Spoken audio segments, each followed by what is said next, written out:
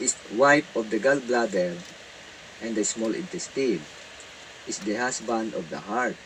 Thus, treating the husband stomach assists the process of assimilation represented by the wife spleen pancreas. To treat the wife kidneys helps the husband bladder and so forth.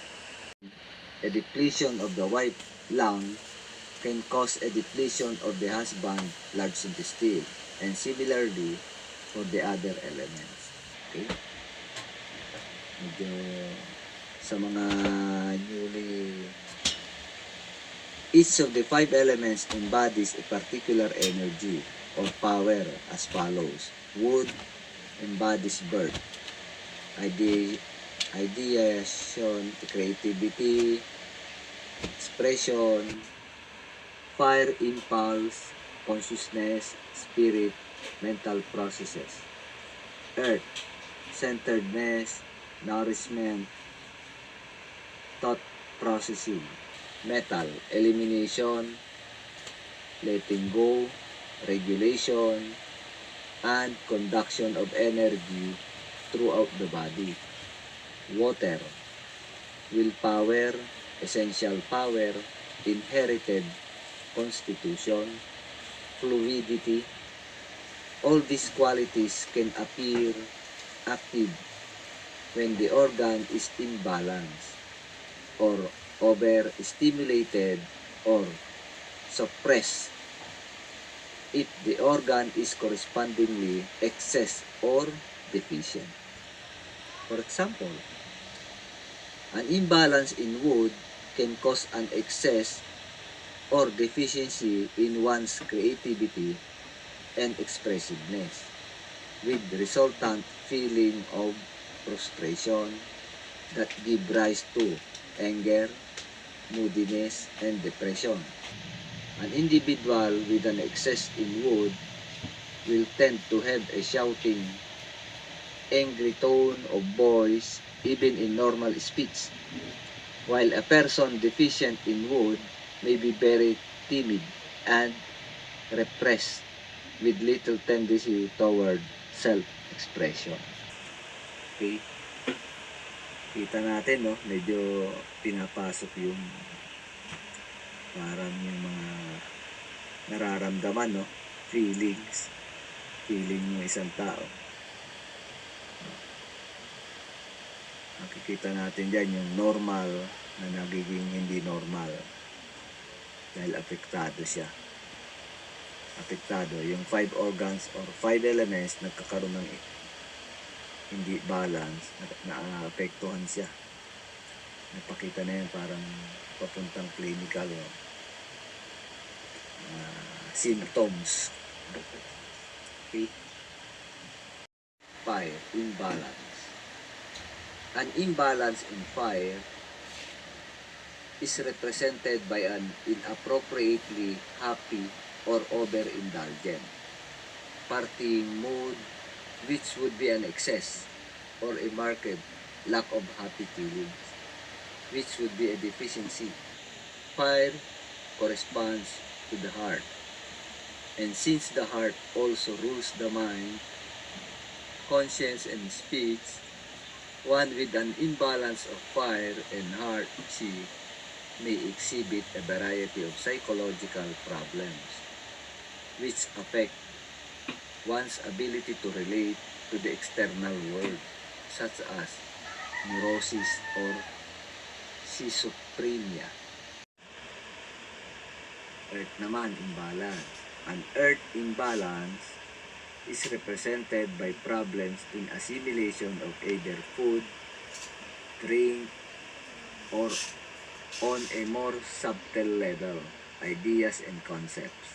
May be a lack of centeredness and grounding, a tendency to look to others for personal support, a yellowish pallor, and an overly sweet manner of expression with perhaps a sing-song voice or total absence of vocal inflection. Imbalance in metal. An imbalance in metal may cause a general blockage of energy flow, giving rise to stiffness, rigidity, or an inability to let go of past occurrences. People may have a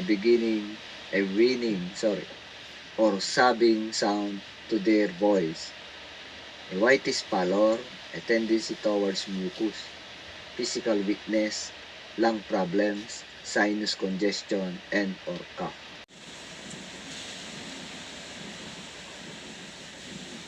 Water imbalance naman po. A water imbalance will be associated with inherited weaknesses, lack of willpower, lack of power or strength, aching feeling in the lower back or joints sa water imbalance to, no? And a tendency towards fatigue, dark coloration, and a low groaning or gravely sound to the voice. Okay? 5 elements imbalance tayo. It is possible to become skilled at identifying a person's 5 element imbalance by observing how they talk, their taste and color preferences, the tone of voice, personality, types, and so on. Patients who worry about money express negative attitude of insufficiency and inadequacy, need to sit and cannot stand long, have a light low groaning tone in their everyday voice, and a darkish pallor, especially under the eyes, are recognized as being a deficient kidney adrenal type. In other words, who we are and how we act, as well as our physical, mental, emotional imbalances, reveals our predominant constitutional element. Okay? Although this aids in identification of the underlying constitution, often the 5 element, understanding alone does not provide enough information to effectively treat acute colds, flu, skin conditions, or digestive disorders. We look closely to find 5 element correspondences. We usually find that all 5 elements indications are present in everyone, and thus the key is in recognizing the primary imbalance. 5 elements analysis offers a more constitutional or underlying cause of disease.